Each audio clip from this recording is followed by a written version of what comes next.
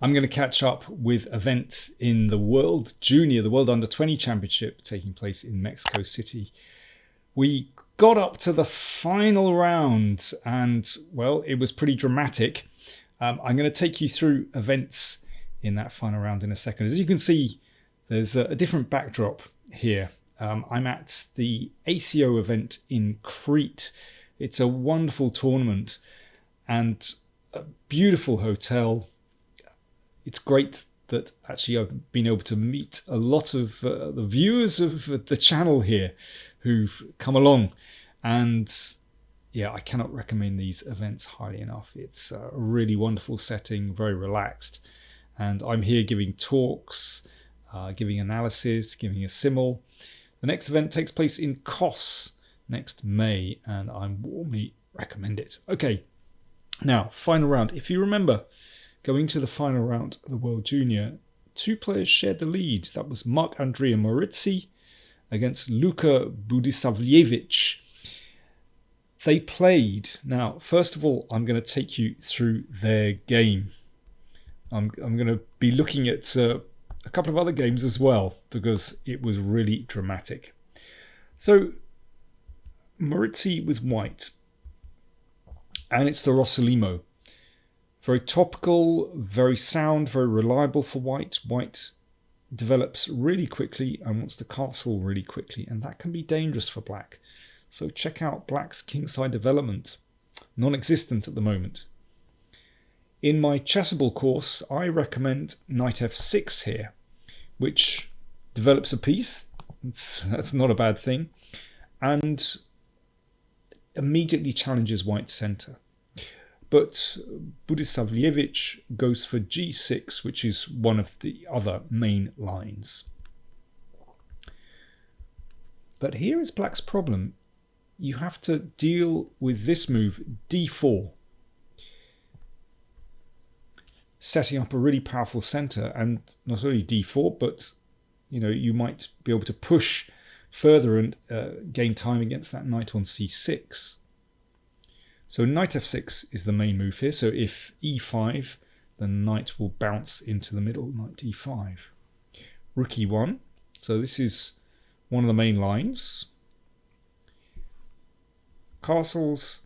And here the main move is d4. And I think that gives white chances to get a little advantage. That's the main line. But instead Morizzi goes for h3. In principle, I don't like these little moves at the side of the board. I mean, it's been played quite a lot.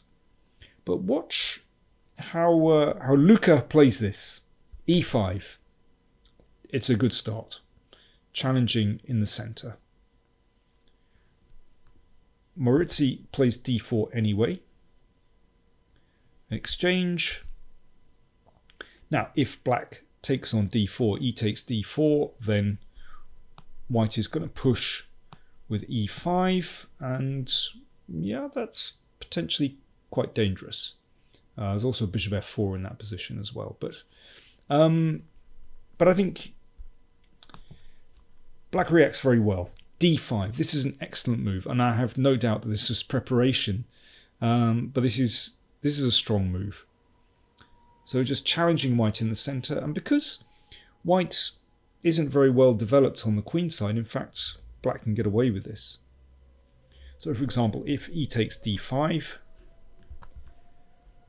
then this is actually very pleasant for black, because you can see that bishop on g7 is much more effective than that bishop on b5, which is just shooting into space. Black is better already in that position. So Morizzi played, after quite a big think, d5 obviously took him by surprise. He took on c6, took here, and developed a piece. Yeah, if knight c6, then that's rather unfortunate. Attacking this, queen c2, defends both, but then bishop f5. Black has a wonderful initiative. So instead, knight c3 played. Yeah, sensible, bringing out a piece. And again, another excellent move from Budisavljevic. If black were to take here, then I'd start to think that white can get some advantage. The knight stands very well on e5. This move, bishop a3, starts to look pretty dangerous. Shooting down this diagonal, it can sit on c5. So what does black do instead? Again, I'm sure this is prepared, but it's an excellent move. c5, just challenging white in the center. And it's very difficult for white to keep control here. I think Maurizi played the best move, knight c6. But after queen f6, which hits f2 and hits the knight, an exchange. Again, the knight on c6 is on prise, pawn on d4 is on prise, so d5,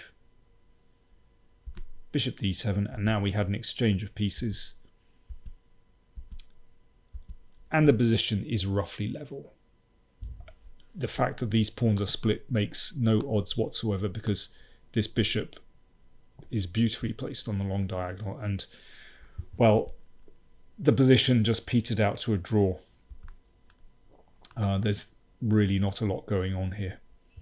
So that game ended a draw. That was the top table. So that meant that in the boards below, just below, if any of those players won, then they could join Budisavljevic and Maurizi in the lead. And then it would be all down to tiebreak.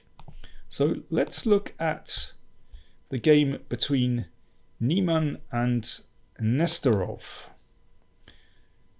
So Hans Niemann playing white and Arseny Nesterov playing black. And this was a very tense opening struggle. So it's a queen's gambit, and Niemann goes for the exchange variation, very reliable, fixed pawn structure. It's interesting, how do you play for a win with black? A lot of people would say that the defending the black side of the queen's gambit is not the obvious way to play for a win. Perhaps you'd go for something like the King's Indian, or I don't know. But in my experience, you have to look at what your opponent wants as well. And knowing that Hans will always go for it, then actually playing something very solid and very reliable like the queen's gambit actually makes a lot of sense. And I always feel that it's kind of attitude which decides games of chess. And if you can play the Queen's Gambit for a win with black, it was always one of my most reliable openings. So this is a very well-known position. Queen's Gambit exchange variation. You can see that white controls this diagonal, but black is very solidly placed. And really white has a choice here whether to play with a minority attack on the queen side or try to bust through the middle with f3 and e4. And no surprise, Niemann goes for the most aggressive way. This was a favourite of Botvinnik, and after him Kasparov and many others. Knight g6, but black is massing on the king side very well. Here, rook d1 is possible, just to wait for a moment. But Niemann goes for e4 straight away. Very sharp. I mean, black has to be absolutely switched on after this move. An exchange. Otherwise, white will roll forward with e5. I mean, that's basically the idea. White wants to push forward, and you can see there's an open f file now. Now this is extremely dangerous. When I looked this up in the database, in fact, there are over 150 games played from this position. So it's very theoretical. In fact, both players were playing pretty quickly. Bishop e6, so that's one of the most solid moves. Nice move, chunky move, protects f7. h3. And Nesterov plays in the most aggressive way, and in fact plays the most popular move, and that's c5. And there are games going back, 40 years with this move. It's very interesting, and well, I think both players knew that this is a very theoretical line. I mean, maybe Niemann was hoping to catch out his opponent. You really, if you're going to play as sharply as this, you really have to know what you're doing. Now, c5 is a critical move because it's looking to break up those pawns. And if the king were on h1, it would be better. But, if this is taken, then black will recapture with check. And, that's very helpful indeed. Gaining a tempo. Bishop f6, very forcing move from Niemann after some thought.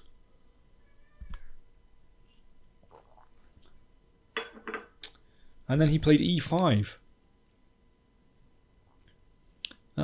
Both players started to take a bit of time around here. So it's very hard to know whether they were trying to remember the preparation, whether they were making it up at the board. It's really hard to say. I mean, my guess is that they're both in preparation, but who knows? Bishop g5 and d5. So if you don't know this, this is really scary because those two pawns look quite impressive. If bishop takes d5, then white can simply exchange and play bishop c4, and there's a problem on f7 here. White is going to play bishop takes pawn and bishop takes check and bishop takes rook. So this should be winning for white. So very calmly, Nesterov put the bishop back on d7, but there is nothing new in these moves. This is actually all been seen before. e6. Otherwise, the pawn on e5 is dropping, but this breaks up black's king side. Pawn takes, and now bishop takes knight, and the queen zooms across to the king side. It's scary, but the queen is attacking, but, well, which other pieces are attacking? Yeah, I know the rook's on the open file, but, well, let's see. Black simply played e takes d5. And, of course, a check is possible, but the queen get a 7 check, but the king will come up. So Niemann played knight g3, bringing another piece over. If that knight can appear on h5, perhaps, it might be pretty good. But now that the knight has moved away from the rook, then it might be possible to take here. And now Nesterov plays an excellent move. Because, if black gets it wrong here, it could be fatal. Considering that it's hard to drive that queen away. Black is absolutely on a knife edge here. Rook e5. It's the best move in the position. Defends the pawn on e5. Defends the bishop. And also, well, we'll see the other point of this move in a second. So check. King h7. Queen h5 check. Now, the bishop can't interpose because of queen takes rook. So the king has to come back. And queen f7 check. And this is actually following a game. A couple of games, in fact. Burin against Nesterov, Voronezh 1988, which finished in a draw. Both games finished in a draw by perpetual check. So Niemann had a big decision here. Does he take the draw but he knows that's not enough for first place. He wouldn't be able to catch the Budasavljevic and Moritzi. Or does he play on? Has he got enough to play on? Well, we know what Hans is like. Of course, he pushes things to the limit. So he played on. Rook e1. Well, if that rook is exchanged, then, well, you can see that black is running out of defensive pieces. But this is a really important move. Bishop e8. So this was the other point of moving the rook up, that the bishop comes back to push the queen away, and now it's not possible to check on h5. So queen takes b7.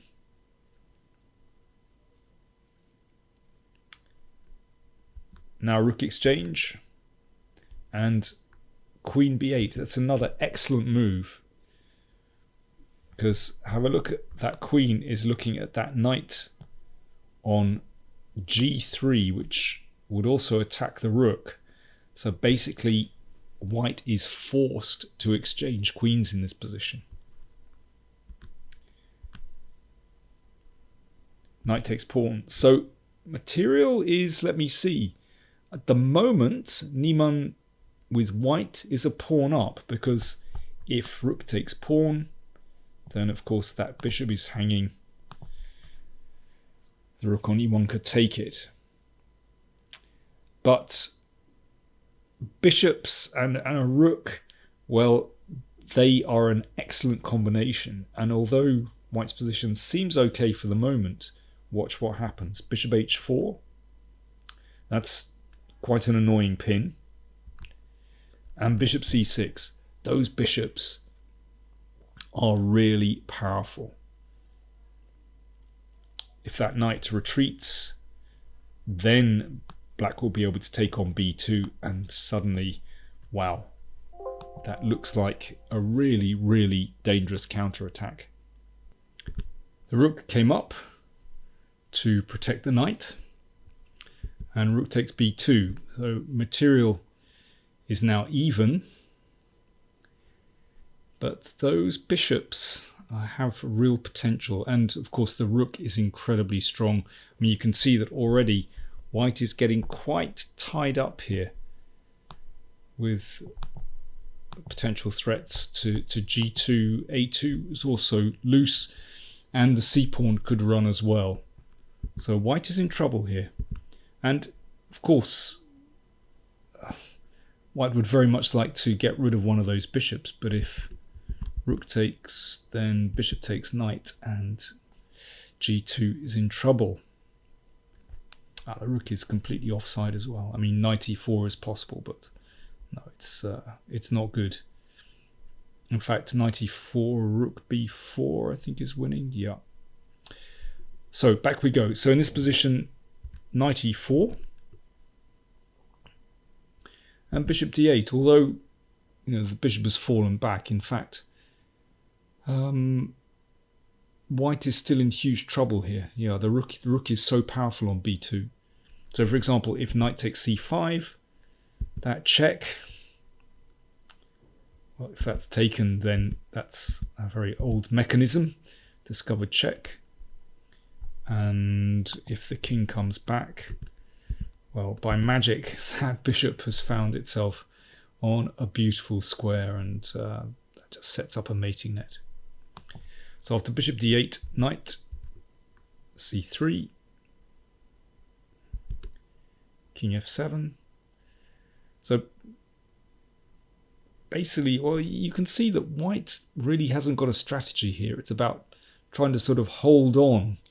But with that king coming forward, the c-pawn is ready to roll. White's king really can't get across the board because of the rook on b2. Ultimately, this is lost. And the king has come to the critical part of the board, supporting the c-pawn. King d7, that's a crafty little move. It's basically just making room for that bishop to come to c7 to check the king. Check here, and if that's taken, well, it was taken, Yeah, if it's not taken, then king f3, bishop e5. I mean, that's perfect square for that bishop, protecting the pawn. Looking at this, can also come to d4 if necessary. So knight takes, rook takes, and king takes pawn. So now black is pawn up. That's a healthy extra c pawn. It must be lost, but it's interesting that, you know, the most tenacious move here is to play king e3 and, you know, protect that knight on c3 and try to get some kind of blockade. You never know, you might be able to exchange off the h and g pawns. That's, you know, it's not completely lost yet. But this is typical of Niemann. He's always striving for something. He's not very good at compromising, basically. Knight d1. Pawn is pushed, and knight e3. So, is this a trick? The knight attacks rook and pawn, but actually black was just able to push to c3. I suspect he just overlooked this simple tactic. If that's taken, then c2 and the pawn goes home. And now it really is lost.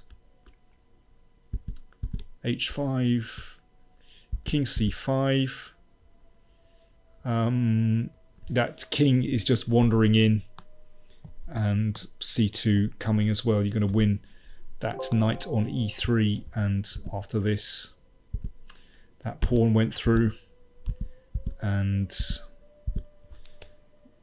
here Niemann resigned. So Nesterov bounced up to shared first place. Now, it's still not over. I'm going to show you another video because there's another critical game which actually had an effect on the standings. So we're in the position where we have 3 players sharing first, but there's another game which is very important as well. I'll show you that in the next video.